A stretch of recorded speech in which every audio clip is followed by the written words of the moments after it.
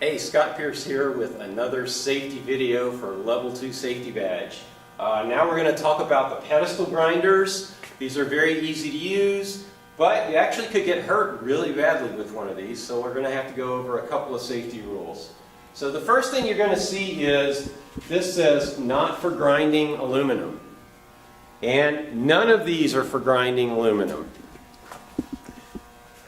So you might think, well, it's just going to foul the wheel or something, and so I'm desperate, so I'm going to go ahead and grind aluminum with it. Here's what could happen. The aluminum, because it's soft, or brass, will get in here and foul this wheel, which means it fills up all the pores on the surface of the wheel.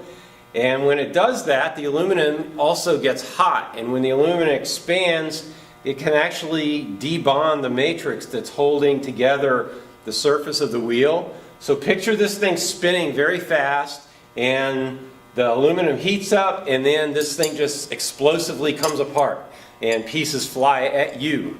So that's why this is serious. Don't grind soft metals on these. Go use the disc sander for aluminum.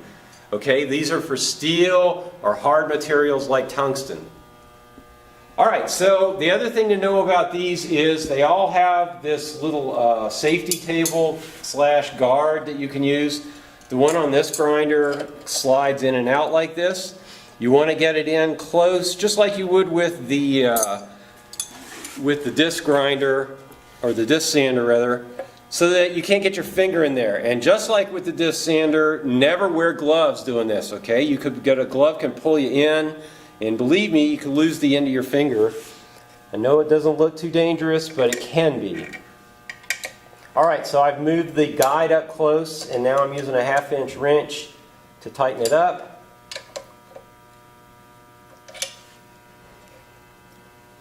There we go.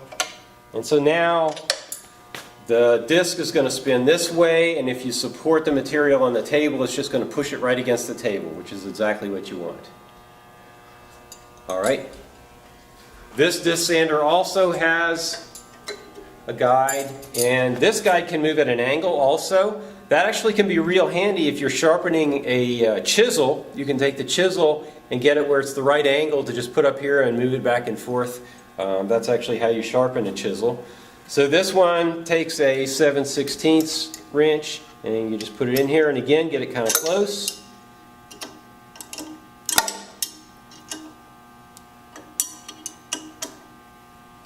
And there we go, it's ready to use.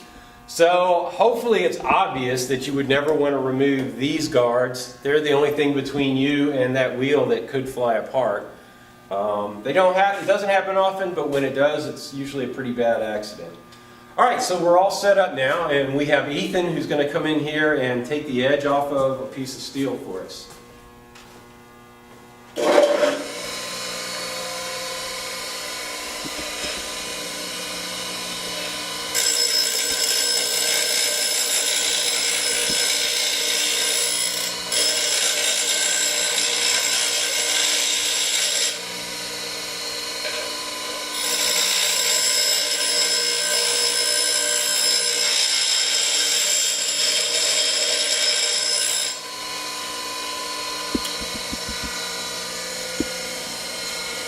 And there you go.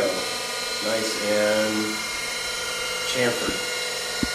So this takes about 16 hours to stop. There are really good bearings in these things.